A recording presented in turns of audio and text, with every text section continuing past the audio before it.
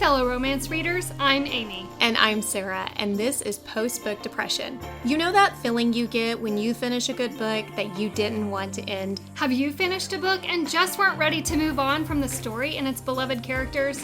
You find yourself needing just a little more? This multi-trope romance podcast gives you the opportunity to dig deeper with us into books we love as we discuss all the reasons we can't move on. Feeling chatty? You can continue the conversation with us on Instagram at Post-Book Depression Podcast or on Facebook in our Post-Book Depression discussion group. We would be so grateful if you would subscribe to our podcast and take a moment to leave a review. Are you ready? Let's discuss.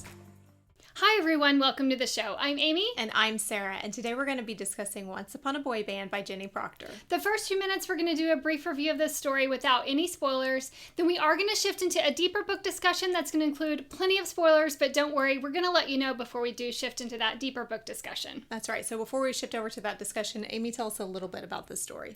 Yvette builds a connection with the owner of a local pet adoption business without realizing he is her teenage crush who used to be in a world-famous boy band before he retired following the death of his mother. This story has music, dogs, and a whole lot of sweetness. Sarah, what did you think about Once Upon a Boy Band? This story was just so sweet. It was so sweet and it was so good. It had boy bands. It had dogs. Oh, I love this. It was so good. I loved it. What'd you think? Sweet's the perfect word for this story because it just gives you all these warm, fuzzy, gooey feelings inside. And I also was here for the dogs. I know. I wanted to live there. I know. All right, let's get into our ratings angst. It was just like a 0.5 for me. I did 0.75. Yeah, it was super chill. It was chill. That was the word I was going to use. Super cute. Not much. Cute. Humor. It was 1.25. I did 1.75. There's some funny scenes and moments. Is. So it's great. Yeah. Spiciness. 0. There's kissing. That's it. That's it. Yeah. It's very, very sweet. Yes, it is. Tears. 1. I did 0. Really? Yeah. It was, I wasn't really sad. His grief over his I mean, mom. Dad is sad, yes, but Sad. okay. It could probably be She's not going to change it, a little guys. bit up, but for me it was a 0.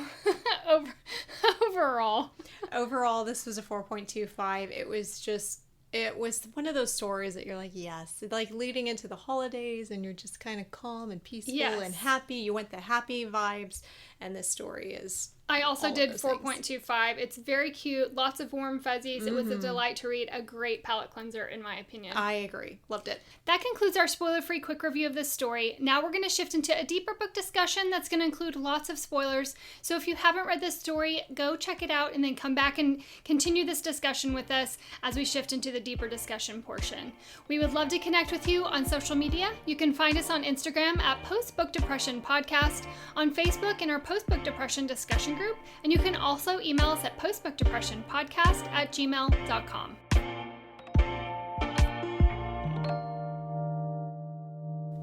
This story combines two of my very favorite things, music and dogs. I'm here for the dogs, and there's so much dog love in this story. Let's start our discussion with this opening scene at the vet. There are these puppies that Adam has brought in. He has a pet adoption business, and so Lainey's father owns the vet clinic, but she's trying to work her way into taking over the business from him. And so it opens with this scene with Lainey and her vet tech, Percy. Yeah, this was so funny. Standing outside the door talking about the crush that she has on Adam. Yeah. Let's begin. I would be mortified because they make it a reference to the little bit of a gap at the bottom of the door. And I'm like, he can totally hear you. And then when she goes in the room, she sees all the puppies and she's kind of like, oh, maybe he didn't hear me. Only to later find out, no, he did, in fact. And that is why he showed interest. Why he showed interest, because he's kind of shy and he's been attracted to her for a few months that he's been coming in with the dogs. She is just oblivious, maybe. I don't know. Unaware, but I loved this scene. I did too. Good. It made me happy. We're going to backtrack just a little bit, even though we're moving forward with this story. We have to talk about Lainey's obsession as a teen with Midnight Rush. This is the boy band that she obsessed over. Yeah, she did. Did you have a boy band that you obsessed? Mine was New Kids on the Block. Loved it. Obsessed. I was a Joey fan. I'm going to be honest with you. I liked NSYNC. Okay. I did not care for the Backstreet Boys. Okay. Until they came out with what's that one song? Everybody or whatever. Backstreet's Back. Everybody. Yeah. Only because I watched Making the Video. And then I was like, oh, I like them because it kind of had a Halloween vibe. I just was not a big... You were in a boy band? Not really. Not obsessed. There would never, not once, be a poster on my wall. No, I just wasn't. It wasn't that I didn't like their music. I liked the music fine, but I wasn't. This was like I remember some teenagers with One Direction being. Oh, yes, you're right. And I feel like maybe it was where I was from. I don't know anybody that had an obsession with NSYNC or Backstreet Boys the way she did Midnight Rush, or the way some people did with the New Kids on the Block, or One Direction. It feels like One Direction, New Kids on the Block had this fandom, and maybe there are some people out there that were obsessed with NSYNC and Backstreet Boys that way. I was obsessed with New Kids on the Block, not to this level, but I had a lot of the swag and the memorabilia and things. I didn't hang them on my wall just because I wasn't allowed to. I didn't even have a CD, Amy. That's how much, like, if somebody asked me, like, well, they were cassette tapes back then. So. Well, for the New Kids on the Block, Amy. That's what I mean. Not for mine. Well, no, maybe that's not true, because I did have a Britney Spears cassette tape, but yeah, and then later I didn't. I don't know. I listened to different music. I was more of a grunge girl. It was surprising to me, as obsessed as she was with Midnight Rush, that she did not recognize him. Now, hear me out. He has the beard. I get that. He's been out of the public eye forever. But as an obsessed fan, specifically obsessed with Deke, there is no way that there weren't some little leaks somewhere online that she would not have found and kept up with. Okay, I'm going to play devil's advocate. Bring it on. Let's hear it. I've known my husband since I was 10 and he was 11. Okay. I have never met a human being who changes in their looks more than my husband. It is uncanny. You look at a picture of me from first grade and you look at me now and I've just grown into my teeth and they're still a little big. I know that. I'm aware. True story. Like, the gap closed, but maybe I grew into a little bit more of my head. I don't know. I look identical to my first grade, except for the wrinkles and the teeth. My husband, no. That man is like, it's insane. Okay. It's insane. So, I find it plausible that she would not recognize him, especially with a beard. Like, man, you ever see a guy with a beard and then he shaves it and you're like, whoa. I'm not disagreeing that the beard wouldn't be enough of a disguise. I'm speaking specific to the thing, as an obsessed fan, that there wouldn't be some nuggets of information about his whereabouts online. There's some major sleuths out there. There is, but that would be stalker. And I don't think she was obsessed. She wasn't a stalker. She was obsessed. She wasn't a stalker. So when he disappears, when he leaves the band, I don't know. I find it plausible. Okay. I think you slap a beard, and I think they said 30 pounds of muscle. That's true. That's enough to make someone change their physique. And his voice would probably be deeper because he was 18 when he left. All right. I'm just saying. One of the funniest scenes to me is when Adam locks his keys in his car and he's having to try and figure out a way to get a ride home. And she comes out and offers a ride to him and they get into her car. And lo and behold, there's a Midnight Rush blaring on the radio. After the last song she listened to was not that. Was not that. And he's just chuckling in his inner dialogue. She takes him home to Hope Acres, which is his pet adoption business. Let's talk about him and this business and how he's ventured off away from the band. I love this business. I love how thorough he is with his adoption process. Me too. That he gives these kind of little care packages in a way once they do. He really tries to vet the people that are adopting. Which is so smart. It is very, very smart. And he really has built this incredible place for dogs and helping dogs and find homes. And his house is on the property. So it's just like this gorgeous place. And I'm so happy for him. I kept thinking to myself, I would love not to be like creepy stalker person, but on the level of knowing that somebody that had wild, like, you can't even fathom the amount of fame that he had, to then later, after your life is so public and people feel so entitled, which I find that icky, that Same. People feel really entitled to know. They're entitled to a personal life. I like the idea that somebody could have that. Me and too. Then it makes me happy for him. It does me too. He had that little bit of time and he enjoyed it, but now he loves his life, and that makes me happy for him. It does me too. I love that he has these little nods to music through this business, naming the puppies different musical artist names. So I sweet. also love that in the little batch of puppies that he brought to the vet, Ringo kind of takes ownership of Lainey in a way, and they're going to be the perfect pair. She can't take him yet because he's not weaned, but I just love that he has these little nods to musicians through the puppies as well. We learn that Adam quit Midnight Rush kind of abruptly when his mom has cancer and she passes away. I want to spend just a few minutes talking about this whole part of his life when his mom is asking him to come home, and Kevin, his agent at the time, and him being on tour on the other side of the world, just all of this tragedy that's happening. This is so heartbreaking to think about this young teen who he started when he was 15, that he joined this band. They're listening to these adults, letting them know what's best for them. They're trusting them to help them navigate this life. And the fact that the last year of his mom's life, she is begging him to come home, but then he has people in his ear telling him she'll be fine, it'll be okay, just a little bit longer. You'll still get to see her, you'll get to say goodbye, all that. And the fact that he doesn't, the fact that he is on stage performing when his mom died, I don't know how one processes that.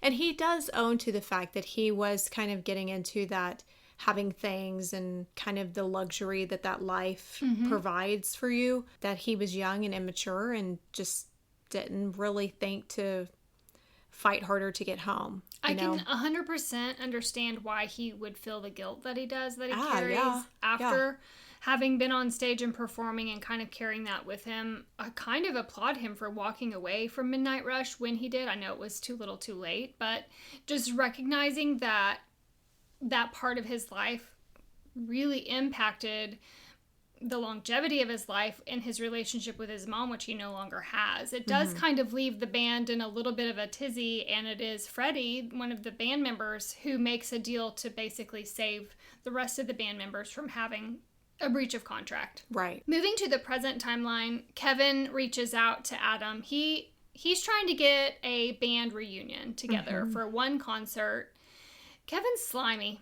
I don't like him at all. I don't either. I can just picture him as a legitimate person in this business, doing exactly what he does, focusing more on the PR of the group that he's representing or the talent that he's representing. Adam is a firm no. He's not going to revisit. He made a promise on his mom's grave that he was not going to do music again, and especially of this caliber.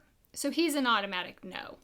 Kevin brings up Freddie and that he's got a little bit of bad PR. He kind of manipulates the conversation a bit, saying, you know, you kind of owe Freddie, and it's just going to be one concert. We're going to do it for charity. We're going to do it for a cancer charity. He really manipulates this conversation.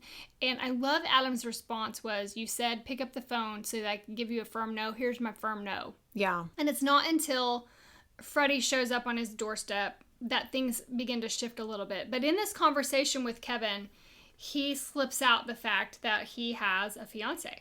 Yeah. This really is where it starts to unravel. Let's talk about this lie. Well, it really comes back to bite him when Lainey is covering for him at the at Hope Acres, and she happens to be in his house. And they've only been dating for a few weeks, if that. It's not even that, I don't think. I think it hasn't very been, brand new. Yeah. It wasn't even a few weeks. I want to say like a week or two, maybe. Freddie knocks on the door and throws out something about her being his fiance, and she's just in such shock. And he thinks it's him, which I thought was so funny, but it was kind of nice too when he finds out that he's not the reason for her shock, because it kind of helps deflate a little bit of that ego he has. But I love how she's kind of okay. And when Adam shows up, he is trying to do damage control for this whole scenario. That was comical to me. That was very comical to me. And I just felt, I was glad that Adam was honest and explained why. I also am glad that he told Freddie. I told Freddie. I was glad he told Freddie too, because that would just be, sometimes these fake engagement stories are really like, oh, that's funny, but I think that'd be a lot of stress and a lot of pressure. Well, and she's thinking about the impact it's going to have on her family as well. Yeah. If it gets out, and yeah. she's not so certain about it. She goes along with it. But, Well, she's also a bit in shock of the fact that Adam is actually Deke. Yes. So we have to, Yeah. it's not so much. I don't know it's that she's super shocked about the engagement as much as I'm such an idiot. How did I not know that that's Deke, the guy that I was obsessed with? Basically kind of having all those feelings that you're like, how can you not know she's now experiencing? Which is just comical to me. Yeah. I love it when it starts connecting the dots for her like internal dialogue. That was funny. I love that Freddie spends a few days with them and they play music together, and it really starts to stir up a little bit of that old passion that Adam had for playing music, and it's really starting to stir that up in him and that desire to play music a little bit more.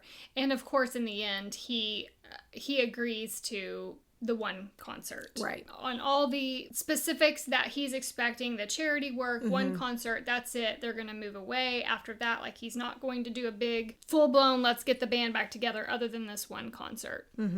When they make this, or when he makes this decision and they get together at this retreat to start practicing everything, it is discovered that Kevin has leaked their engagement to TMZ. Yeah, he's a sleaze. Oh, yes. He's a sleaze guy in the worst way. I just love spinning that everything for his benefit. Everybody, but not to sabotage. No. He doesn't want to sabotage or anything that brings bad press. Just press in general. Just press. And so I love that. Is it Ivy? Yes, it's Ivy. That she doesn't like him. That everybody kind of knows. This guy is just...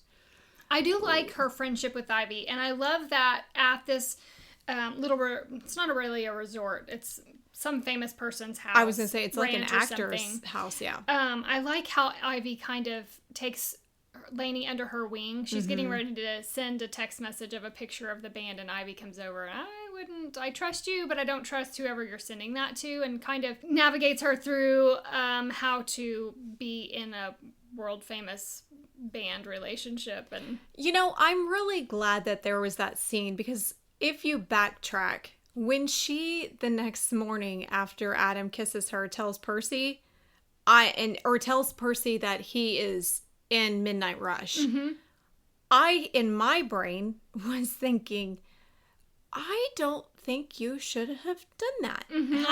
How well do you know this person? And that's because there are so many people that, as big as Midnight Rush is, she would have to know her person. I have to say it that way. She would have to know her person, because if I sit there and I think about if her friendship is like our friendship, I would tell you, and I know I could tell you in confidence, and you're not going to tell anybody.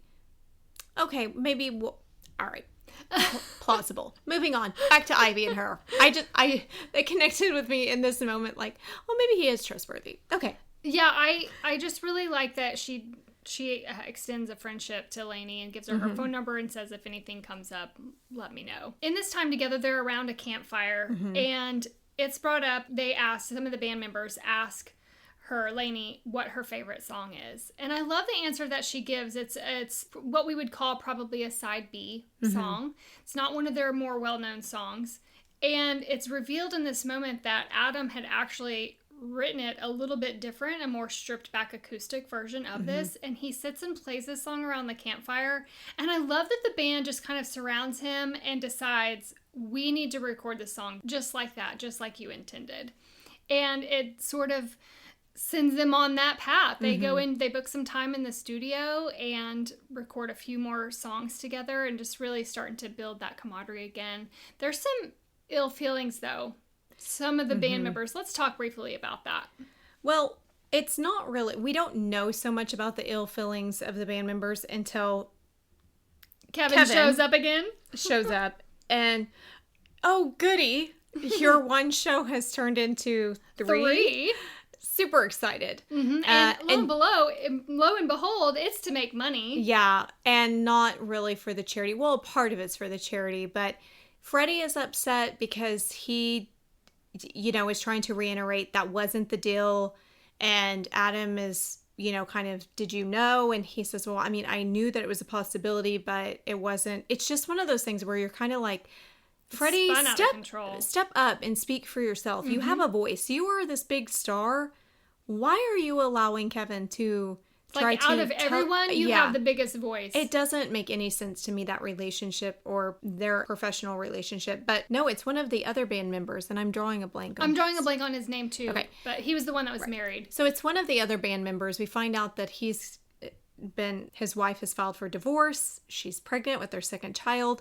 And he is having some animosity towards Adam for not wanting to do the multiple concerts and the press that they need to do along with that, because his career isn't what he thought it would be, and really lays into him, which, you know, I did feel for him. I really felt for him, because I sat there and I think, you know, there's 3 other people that they live and breathe music. They wanted careers out of this, and he obviously wants his career to be as big as Freddie's, but it's not.